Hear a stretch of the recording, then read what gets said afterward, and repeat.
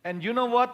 Yang membuat kita perlu perhatikan baik-baik karena sebenarnya brotherhood is the mark of the church. Jadi gereja ini di-mark bukan karena kuantitinya, bukan karena quality yang menurut format gereja masing-masing. Tapi Christianity kita, discipleship kita di-mark pada waktu kita bisa mengatakan, look, we are brother.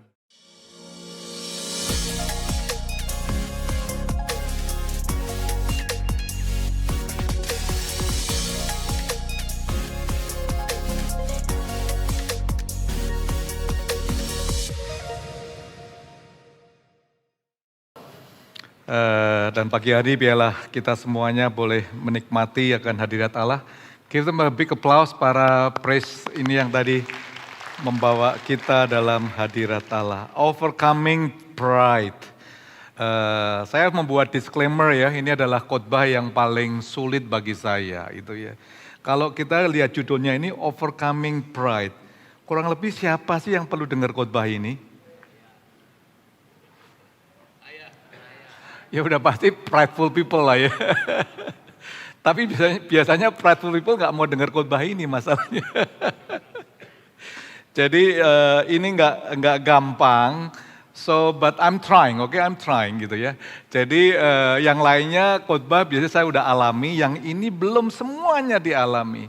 Karena time to time pride itu muncul di dalam diri saya. Saya nggak tahu tentang Anda, tapi kita bisa check it out.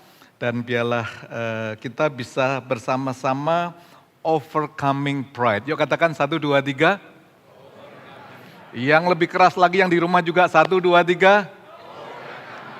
Ya, Anda mau liburan, make sure Anda nggak berantem dengan keluarga because of this pride, gitu ya. Nah, Pastor Andi telah mengajar kita week 1 looking up, not looking down. Ya, bagaimana kita diajarkan untuk walking consistently dengan someone greater yang mengajarkan kita gimana kita bisa selalu melihat ke atas, melihat ke Tuhan, nggak selalu melihat diri kita senantiasa. And then last week, releasing control. Bagaimana kita bisa melepaskan kontrol ini. Karena kesombongan ingin mengontrol segalanya. Tetapi iman mempercayakan hidup kepada Tuhan. Pagi hari ini kita membicarakan overcoming pride by honoring relationship. Bagaimana kita bisa mengatasi atau mengalahkan kesombongan ini dengan memberikan penghormatan di dalam relationship.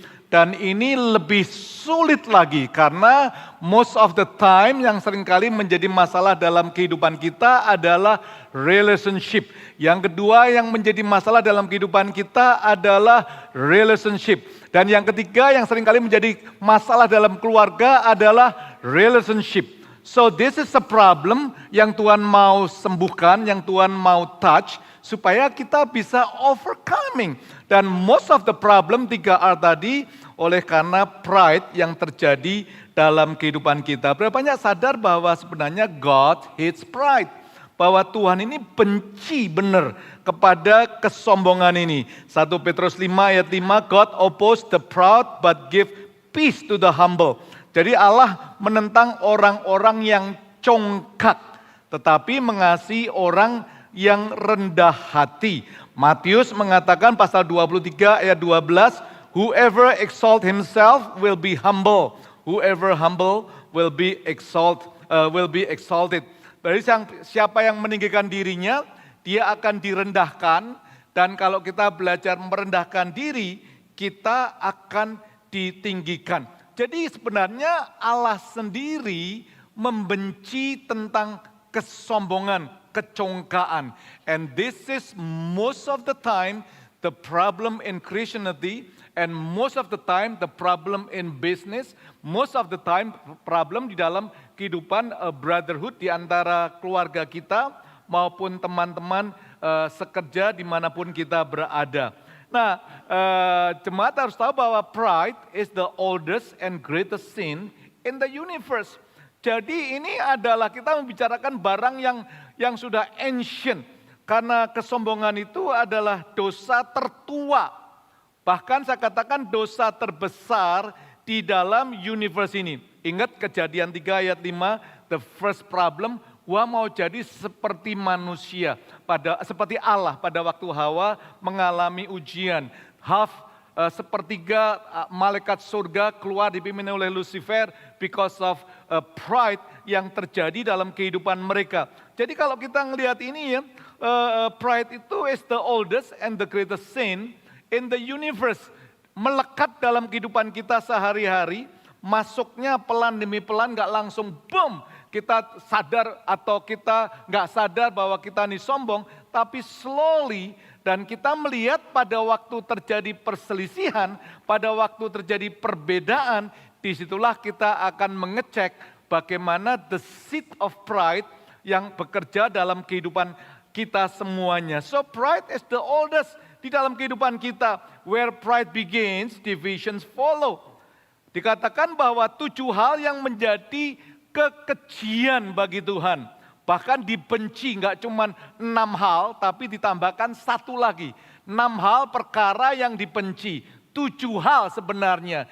Tiba-tiba dituliskan, masih ada 1 lagi nih yang dibenci. Nah, Amsal 6 ayat 16, ayat 19 itu very clear, nanti Anda baca di rumah sendiri. Tapi dimulai dengan mata yang sombong. Everything start with the eyes of pride. Mata yang sombong, yang mengakibatkan seluruhnya menjadi lidah yang dusta, tangan yang berdarah, hati yang jahat, jalan yang selalu gerak cepat menuju kejahatan, menjadi saksi dusta, dan terjadilah perpecahan daripada saudara atau rekan kerja, ataupun rekan pelayanan dimanapun kita berada. Where pride begins, division will follow. Jadi dimulai dengan mata yang sombong sekali di dalam perjalanan daripada kita semuanya. So we check it out, kita cek benar-benar. Dan saya mau ajak untuk kita berkata pada diri kita, ini bukan untuk saya khotbahnya, sebenarnya untuk tetangga saya. Katakan kanan kiri saudara, 1, 2, 3. Ini bukan buat gua, tapi buat tetangga. Alright? So, ada sebuah cerita yang cukup kita kenal semuanya, yaitu sneakers that break the city. Bagaimana sepatu sneaker bisa membawa perpecahan sebuah kota. Ini langsung aja dari Puma dan Adidas yang menjadi semuanya. Oleh karena topiknya overcoming pride, for the sake of the story, saya nggak memakai dua-duanya hari ini. So I choose to use a neutral sneaker just to make sure I don't take a side, alright? Nah, Anda tahu bahwa ini sneaker that break the city ini dimulai dengan 2 brother, Adi adalah Adolf itu ya, dan Rudolf Dassler. Mereka ini dari Jerman, kota kecil terkenal dengan sebenarnya Dassler's Brotherhood Shoe Factory. Jadi keduanya ini luar biasa. Adi ini seorang yang kreatif, lalu Rudolfnya ini orang yang jago marketing. Dua-duanya bekerja dalam satu company, belong to the family, grow up sangat luar biasa for almost 30 or 40 years. And then pada waktu mereka mengalami sukses, mengalami kenikmatan blessing, yang satu kreatif, yang satu jago marketing, what a match itu ya. Tiba-tiba terjadi pertengkaran yang sangat kecil, perbedaan daripada perhitungan, perbedaan daripada cara membuat modelnya, perbedaan dari cara marketingnya yang sebenarnya mereka telah lewati 30 years, tapi tiba-tiba mereka mengalami perpecahan yang luar biasa. Dan story-nya sangat singkat sekali. To make story short, artinya Adolf ini, si Adi ini menciptakan Adidas. Lalu saudaranya, siblingnya Rudolf membuat brand lain yang bernama Puma. Mereka tiba-tiba split the whole city. Adidas di sebelah utara, Puma di sebelah selatan. For years, almost 70, 80 years, mereka terjadi perpecahan sampai kedua-duanya Adolf dan Rudolf meninggal. They never solve this problem. The whole city shake. Bahkan dikatakan nggak cuman mereka ownernya yang bertengkar, tapi semua pegawainya juga bertengkar. Bahkan mereka punya 2 sepak bola grup yang sama. Bahkan kalau di daerah Puma ada kafe untuk Puma, yang Adidas nggak mau pergi ke kafe yang ada Pumanya. Di utara dia membuat kafe yang khusus untuk orang-orang Adidas. For many years sampai keduanya meninggal. Dikatakan the city yang lehernya, the kota yang lehernya sangat bengkok years sampai mati. It's because of satu di antara yang lain tidak mau humble enough. They take their stand, mereka percaya pendapat mereka yang paling benar dan lain sebagainya. I think kita bisa belajar daripada Puma dan Adidas ini di dalam kehidupan kita, dalam keluarga kita. So, prinsip number 1 perlu kita dengarkan, perlu kita ingat, perlu kita cerna. Where ego leads, conflict will follow. Where ego leads, conflict and kehidupan pertengkaran akan mengikutinya. Enggak cuman secara modern, in the early days, in the ancient day of kehidupan orang-orang percaya yang kita kagumi. Nah, kita akan lihat cerita daripada Abram sendiri, Kejadian 13 ayat 6 sampai 7. Tetapi negeri ini tidak cukup luas bagi mereka untuk diam bersama-sama.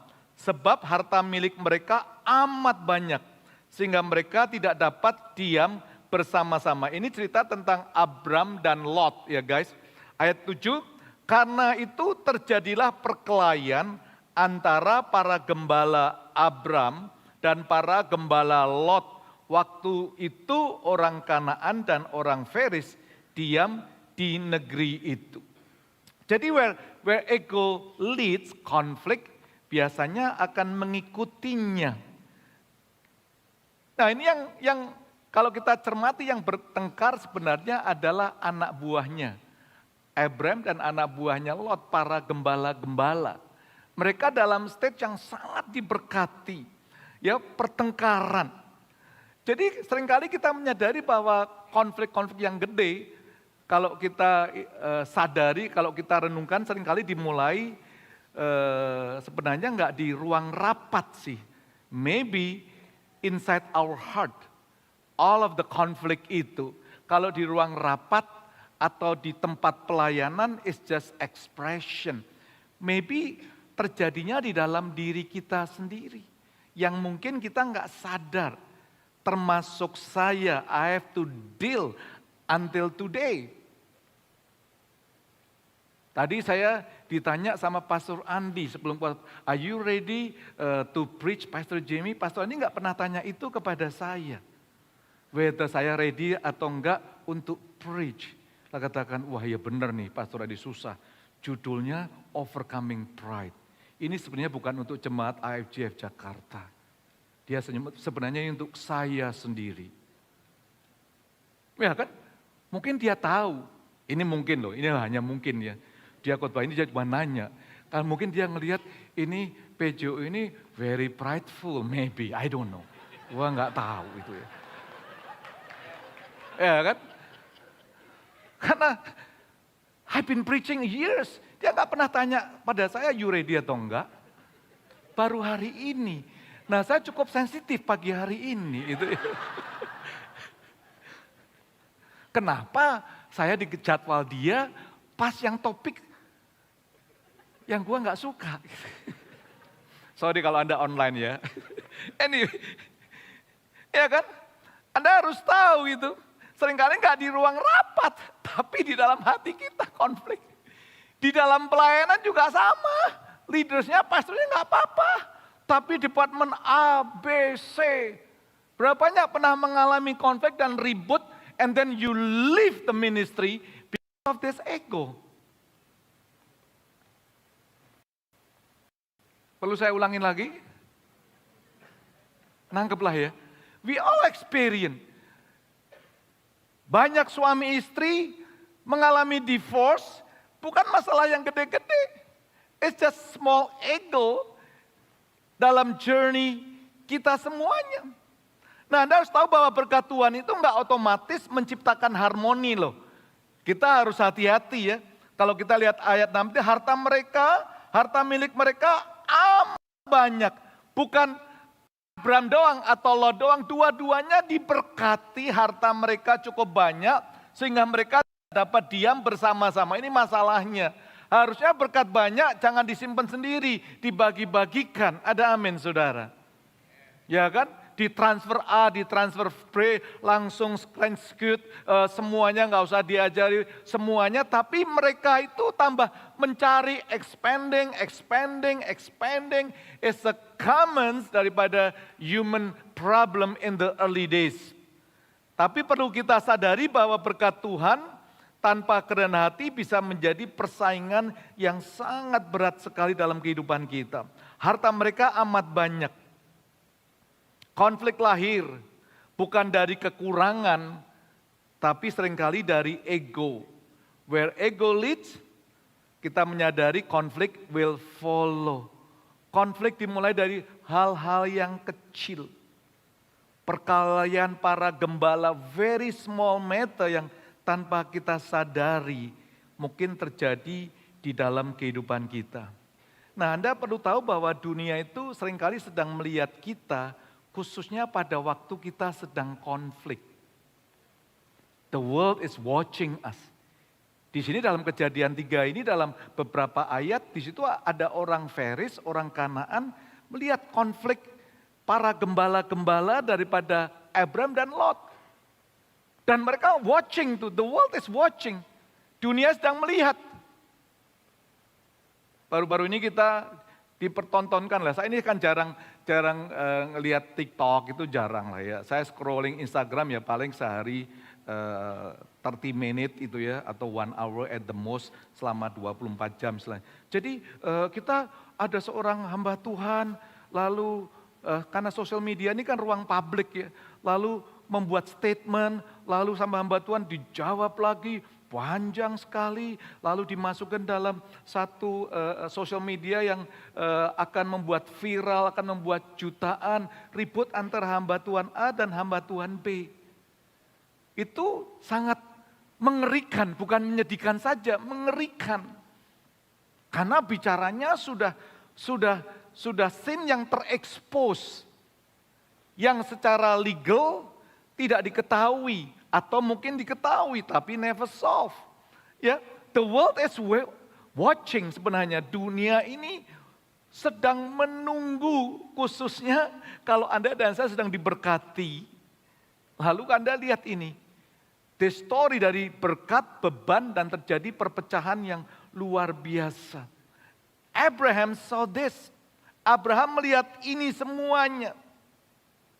Karena dia menyadari ego ini selalu cari ruang yang lebih besar, lebih lebar dalam kehidupan daripada kita semuanya. Ego muncul seringkali nggak terang-terangan sih. The world is watching. Maka itu dalam Amsal 13 dikatakan keangkuhan menimbulkan pertengkaran dalam setiap kehidupan kita. Look at ayat 8 yang saya sukai ini. Abraham protect the testimony of God. Jadi pada waktu perpecahan ini, pertengkaran, who initiate? Kita mau initiate the truth, yang benar tuh begini ya. Atau kita belajar nanti bagaimana Abraham solve this conflict, challenge diri dia untuk honoring relationship. Itu nggak mudah sekali. Karena pada waktu konflik seringkali relationship nggak kelihatan. Perang dingin aja bisa small matter lah. So but Abraham protected the testimony of God. Dia protected. Ingat, humility protects not only relationship but also God's reputation. Reputasi Allah ini akan ditolong, dilindungi pada waktu kita membangun sebuah hubungan. So Abraham choose relationship over right.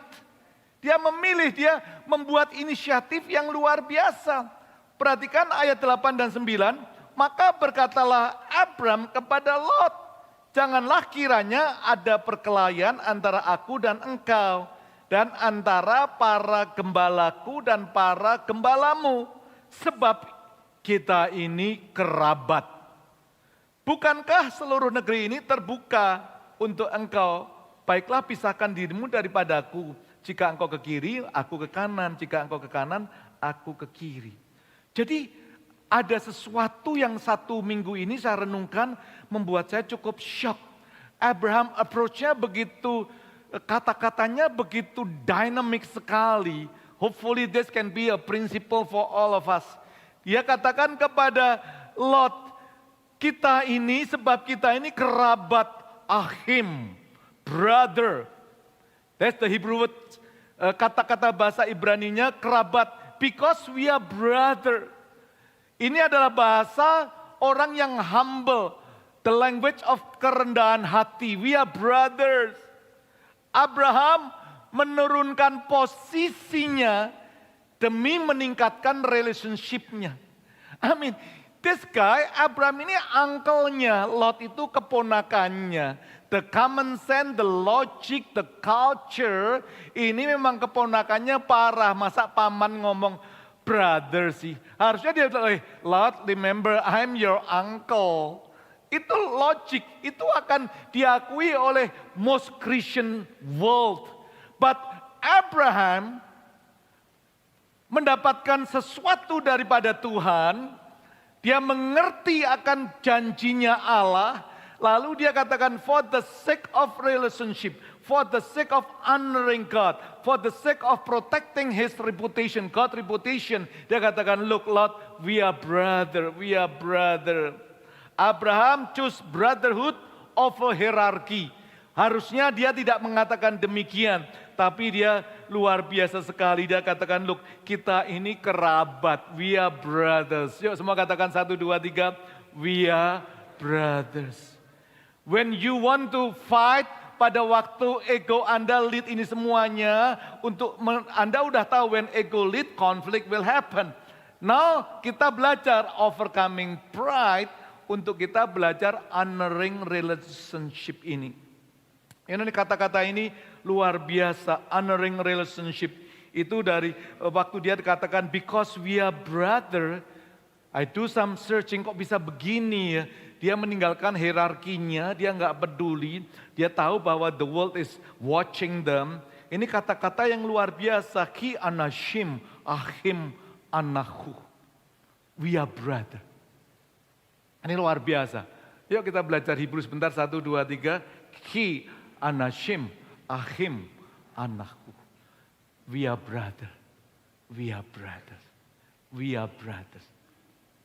Dimanapun Anda berada, ingat bahwa Abraham choose brotherhood. Lebih daripada right, lebih daripada hierarki. Dia tahu karena brotherhood ini is a biblical principle di dalam kehidupan kita semuanya. Jangan ada perkelahian. We are brothers. Nah, kenapa dia mengatakan demikian? Karena Anda harus tahu bahwa brotherhood itu adalah God's original design. Ingat, the killing in the beginning of the Bible, itu Kain sama Habil. Itu kakak adik, brother. Terjadi pertumpahan darah oleh karena ego ini, oleh karena pride. Padahal God's design, brotherhood itu original dia. Brotherhood juga release God's blessing. Mazmur 133 ayat 1. Sungguh alangkah baiknya, indahnya apabila saudara-saudara diam bersama dengan rukun. Di sanalah Tuhan memerintahkan berkat-berkatnya. Brotherhood protects God's testimony. Tadi dikatakan ada orang Kanaan nih, ada orang Feris nih. Dunia melihat, maka itu Abraham menginitiate. Dia menurunkan posisinya dan dia lift up the relationship kepada keponakannya sendiri. And you know what? Yang membuat kita perlu perhatikan baik-baik. Karena sebenarnya brotherhood is the mark of the church. Jadi gereja ini di-mark bukan karena kuantitinya. Bukan karena quality yang menurut format gereja masing-masing. Tapi Christianity kita, discipleship kita di-mark pada waktu kita bisa mengatakan, look, we are brotherhood. Maka itu Kisah Para Rasul 2 dikatakan, Anda tahu kan dari gereja mula-mula ini, semua orang percaya hidup bersatu. Jadi kalau kita mau mengalami kemenangan demi kemenangan, every Sunday, every Monday, kita mulai dari Sunday, the first day of the week, kita kumpul bersama-sama dan kita bisa katakan, look, we are brothers. We are brothers. Yuk, look, lihat kanan kiri semua katakan, we are brother. We are brother. Ki anashim, ahim anahu. We are brother. 1, 2, 3. Ini luar biasa. Ayo kita bangkit berdiri sebentar. Kita katakan we are brother. Tell them untuk mereka bisa ngerti we are brother. Temuin mereka yang kesel, membuat Anda kesel selama ini pelayanan Anda dibuat kesel. Look, we are brothers. We are brothers. Come on everybody, we are brothers. We are brothers. We are brothers. We are brothers. Yang di rumah, we are brothers. Yang percaya katakan amin. Beri tepuk tangan bagi diri Anda sendiri. We are brothers. We are brothers. We are brothers. Silakan duduk. Listen, pride destroy brotherhood. Honor restore brotherhood. Ini lucu, seringkali kita apalagi udah dalam rumah Tuhan, ego kita nggak pernah dibaptis dalam kehidupan kita. Kita hanya dibaptis seolah-olah dalam mindset kita, tapi boncengan-boncengan ego ini kita nggak mau surrender, kita nggak mau izinkan kontrol kita ini kepada Tuhan. Ingat, pride destroy brotherhood, and yet honor restore brotherhood semuanya. So semuanya ini, why this thing happens sih seringkali percekcokan ini semua, karena bahaya daripada mata sombong ini. The dangers of your eyes, bahaya daripada mata manusia. Kejadian 13, 10-13. Ini mata manusia, ini mengerikan sekali. Mata manusia, oleh karena percekcokan, karena perselingkuhan, mata keranjang. Oleh karena keributan, masalah semua karena mata duitan. Semuanya yang bicarakan adalah mata demi mata demi mata. Ini adalah the dangers daripada the eyes of our mankind. Our human being. The eyes. Mata Anda dan saya ini berbahaya sekali. The eyes. Perhatikan dalam Kejadian 13 ayat 10 ini. Lalu Lot melayangkan pandangnya. Dan dilihatnya lah bahwa seluruh lembah Yordan banyak airnya. Look at this, matanya. Seperti taman Tuhan, tapi juga seperti taman Mesir. It's quite blurry. The eyes of prideful man. Lihat sih, wah bagus. Airnya seperti taman Tuhan, tapi juga Mesir. Sampai ke Soal. Hal itu terjadi sebelum Tuhan memusnahkan Sodom dan Gomora. Lalu Lot memilih baginya seluruh lembah Yordan itu. Lalu ia berangkat ke sebelah timur dan mereka berpisah. Abraham menetap di tanah Kanaan. Tetapi Lot menetap di kota-kota lembah Yordan dan berkemah di dekat Sodom. Adapun orang Sodom sangat jahat dan berdosa terhadap Tuhan. You know where the ego leads to? Ini matanya Lot, matanya sombong sekali.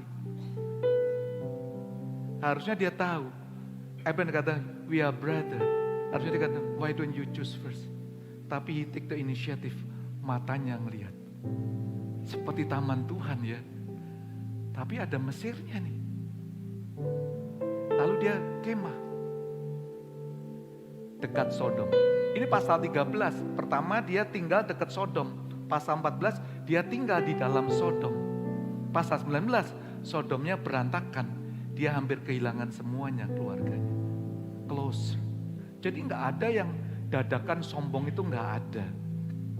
Orang sombong seringkali karena dia merasa lebih punya daripada orang lain. Orang sombong seringkali katakan karena gua sudah pelayanan lebih daripada orang lain. Sombong mengatakan karena gua punya pengaruh lebih daripada orang lain. Sombong mengatakan karena gua yang membangun gereja ini lebih daripada yang lain. Everybody experience this. Termasuk saya. Termasuk orang-orang yang belakang mimbar ini yang perlu dites terlebih dahulu.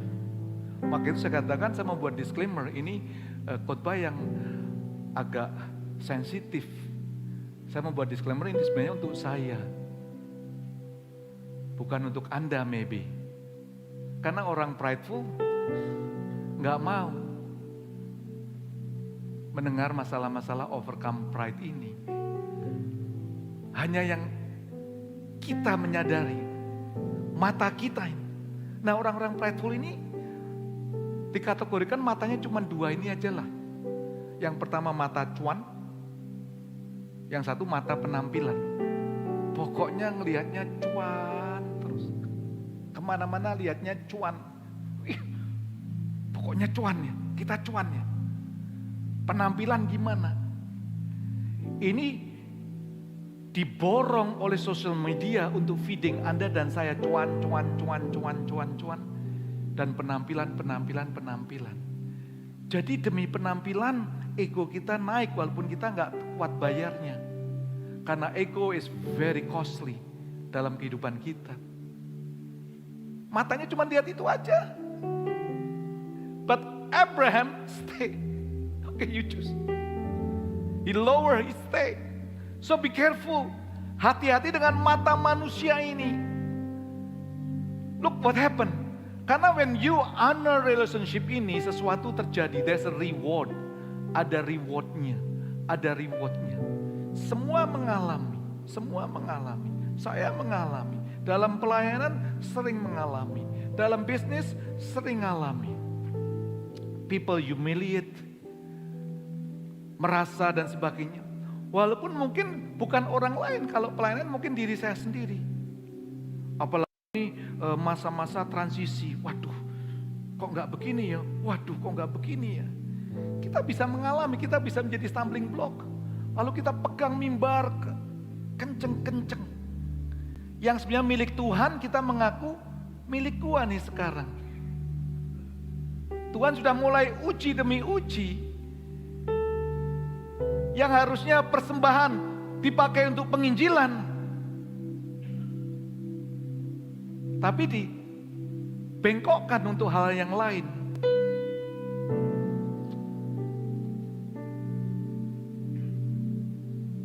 Di sini nggak ada lah, tenang aja, jangan khawatir. Semua persembahan Anda dipakai untuk penginjilan. Kok nggak ada amin di sini? Saya nggak tahu nanti zamannya Pastor Andi gimana, saya nggak.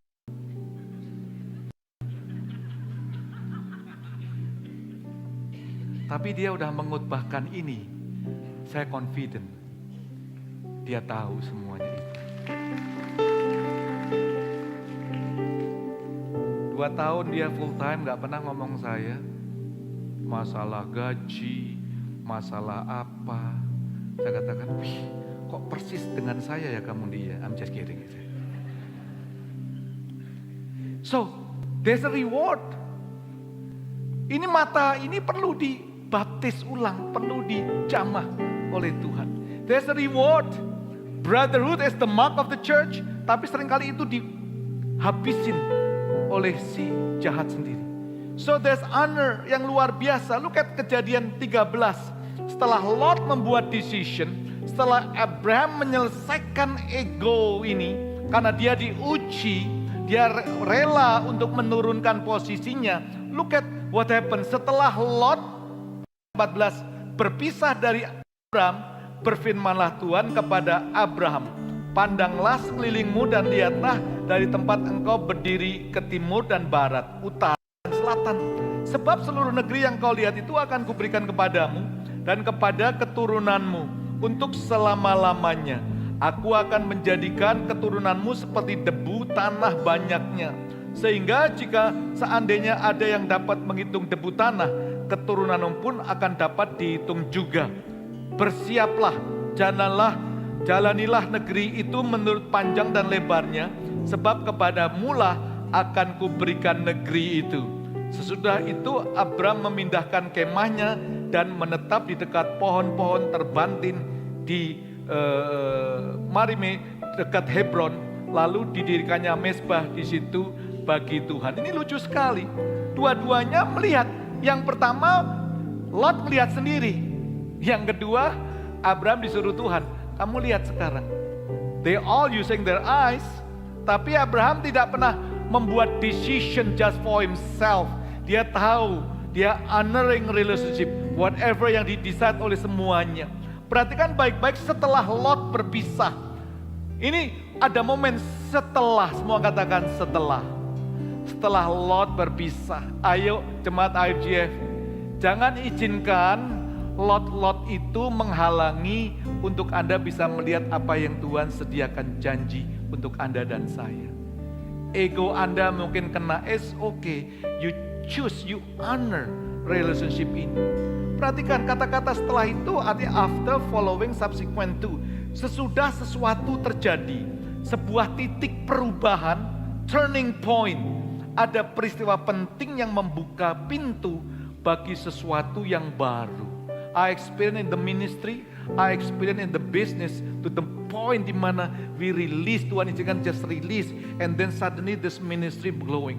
In the business saya mengalami ada momen, oh kamu gak layak untuk memimpin ini, tapi Tuhan kembalikan and then blooming. When we choose to surrender, releasing the control, pada waktu kita mau honoring this relationship, perhatikan, tunggu sampai Lot berpisah. Don't be so rush. Sabar sampai Lot berpisah. Baru Tuhan berbicara kepada Abraham.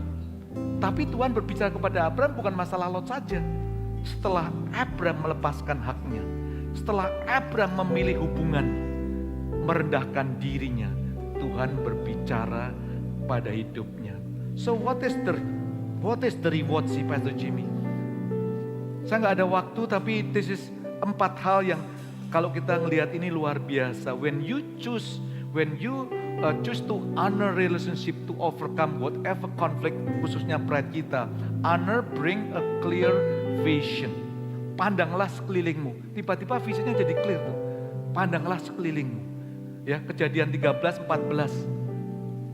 Dua-duanya mengangkat tangan, but it's just different vision. Honor expands God's promise. Katakan gak seluruh negeri yang kau lihat itu akan kuberikan padamu, gak cuma pandangan.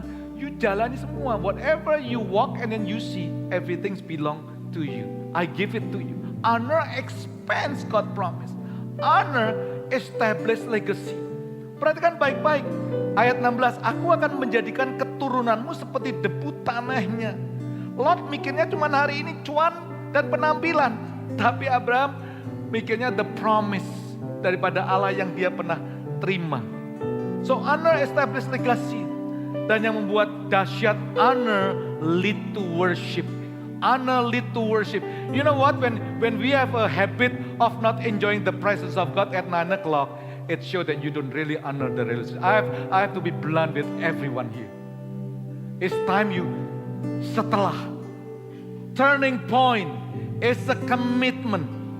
You know, God is here. I want to honor Him. So can you imagine itu ya dalam kehidupan kita? Karena honor lead to worship. Perhatikan ayat 18. Setelah dia jalan itu dia nggak, hebat ya, rasain Lot ya. Itulah.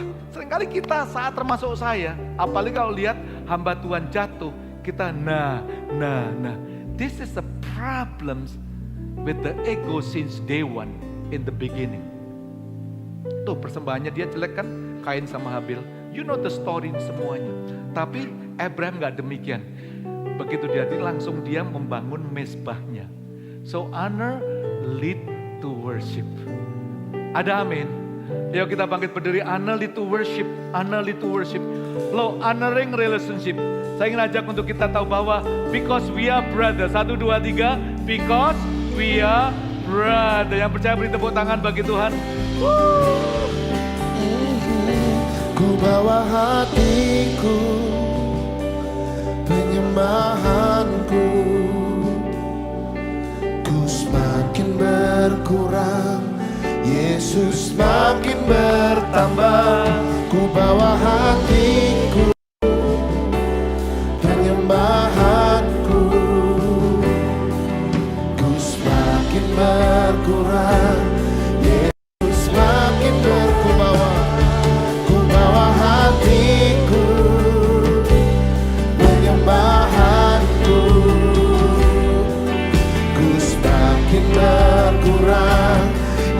Yesus makin bertambah, ku bawa hatiku, penyembahanku,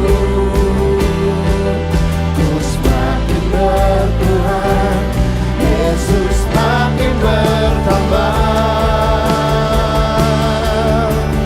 Mengikut Yesus, itulah kesukaan hatiku. Ku lepas semua hakku untuk mengenal kehendaknya di hidupku. Mengiring Yesus, itulah kesukaan hatiku. Ku yakin anugerahnya mampu naikkanku, hamba yang berkenan selalu mengikut Yesus, itulah kesukaan hatiku. Ku lepas semua hakku untuk mengenal kehendaknya di hidupku. Mengiring Yesus, itulah kekuatan hidupku. Ku yakin anugerahnya mampu jadikanku hamba yang berkenan selalu. Bapak, Engkau tolong kami semuanya, ego-ego kami yang seringkali menggerogoti kehidupan kami step by step, day by day. Ajar kami seperti Abraham memilih untuk meng-honor relationship. Karena kami menyadari you design kami semua sebagai brotherhood ya Tuhan, brother keeper satu dengan yang lain. Berkati seluruh jemaat IFGF Jakarta maupun teman-teman yang ada online dimanapun mereka berada. Untuk kami mengerti, I want to choose relationship. Aku tahu bahwa brotherhood adalah desain daripada Allah. Kami tidak mau terjadi percekcokan oleh karena ego kami yang semakin naik, bahkan Engkau semakin turun ya Tuhan. Ajar kami biarlah Engkau semakin naik dan kami semakin turun. Ajar kami, ego kami tidak menggerogoti apa yang Tuhan sediakan janji untuk kami, untuk anak-anak kami, untuk cucu-cucu kami, keturunan kami ya Bapa. Terima kasih. Teach us, oh God, to overcome pride. Bukan sekedar dengan kebenaran saja, tapi kami mengakui bahwa we are brother, bahwa Engkau mau ya Tuhan untuk kami semuanya menurunkan hierarki kami, menurunkan posisi kami, dan meninggikan relationship di dalam setiap kehidupan kami semuanya. Bless every one of us. Today I pray, biarlah this Sunday will be a Sunday untuk kami ingat bahwa sebenarnya kami semua brother. Jadikan tempat ini menjadi the mark of brotherhood. Dari tempat ini sampai ujung dunia ya Bapa. Everyone mengalami, setiap orang bisa mengalami proteksi satu dengan yang lain. Karena Engkau mendesain kami sebagai seorang brother. Terpujilah namamu ya Bapa. Di dalam nama Tuhan Yesus Kristus. Semua yang percaya katakan amin. Happy Sunday. Make sure Anda hug 5 orang. Katakan we are brother. God bless you.